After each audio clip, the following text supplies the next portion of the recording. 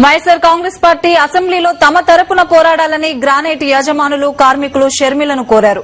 Current సరిగా లేకపోవడంతో కూలీ సరిగా పడటం లేదని కార్మికులు అంటే అన్ని నష్టాలే అని యజమానులు చెప్పారు.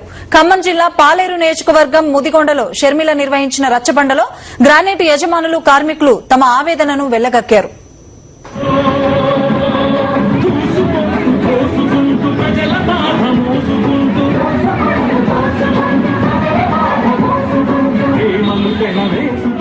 నెలలో 10 నుంచి 12 రోజులే గ్రానైట్ పరిశ్రమకు కరెంట్ ఇస్తున్నారని యజమానులు షర్మిల దగ్గర ఆవేదన వ్యక్తం చేశారు.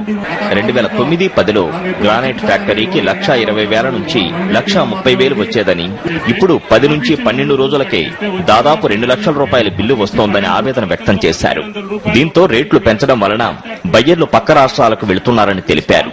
మైనింగ్ రాయల్టీ కూడా గతంలో 1,700 రూపాయలు ఒక క్యూబిక్ మీటర్ ఉండేది మేడం. అదే ఇప్పుడు ఈ రోజు 2,000 రూపాయలు చేశారు మేడం. ఆ రోజు 2009లో రాజశేఖర రెడ్డి గారు ఇండస్ట్రీ సంక్షోభంలో ఉంది, ఈ చిన్న తరహా పరిశ్రమ దీన్ని గుర్తించకపోతే ఇబ్బంది అవుతుంది అని చెప్పేసి 1,700 ఉన్నటువంటి రాయల్టీని 40% సబ్సిడీ ఇచ్చేసేసి 1,050 రూపాయలు చేశారు మేడం. ఈ రోజు మేము ఆ రోజు 30 రోజులు నడిపించినప్పుడు క్యూబిక్ మీటర్ కు వచ్చేసి 1,000 రూపాయలు కట్టేవాళ్ళం మేడం. ఈ రోజు 10 రోజులు నడిపిస్తున్నా గానీ 2,000 రూపాయలు కడుతున్నాం మేడం రాయల్టీ కూడా. దానివల్ల రాయల్టీ పెరిగింది, విద్యుత్ డబుల్ అయిపోయింది మేడం. అసలు నడిపించే పరిస్థితి కూడా లేదు మేడం.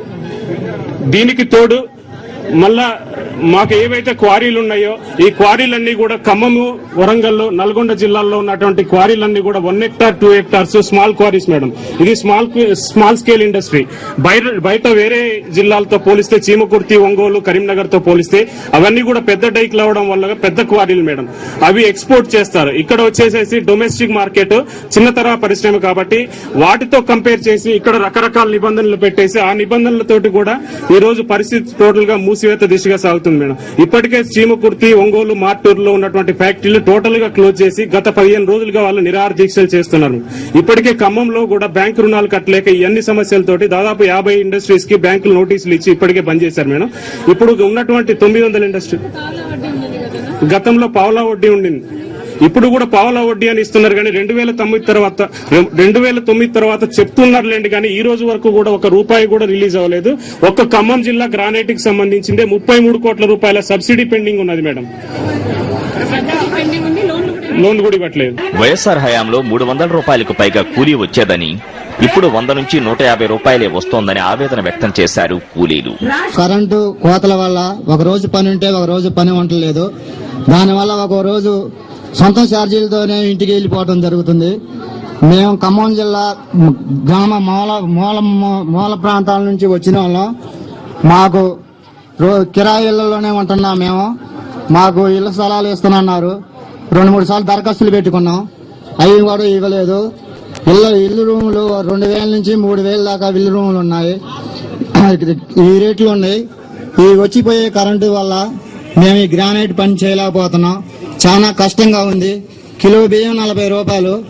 ఇది ఉప్పు పప్పు ధరలు చూస్తే చాలా రేట్లు పెరిగాయి. దీనివల్ల ఈ కరెంటు కోతల వల్ల ఈ పని లేకపోవడం వల్ల మేము పట్టణం కూడా వెళ్లే పరిస్థితి లేదు అని మేము చెప్తున్నాం. ఇంతకుముందు రోజుకి 300, 350, 400 అట్లా వచ్చాయి. ఇప్పుడు 200, 150 కూడా రావట్లేదు.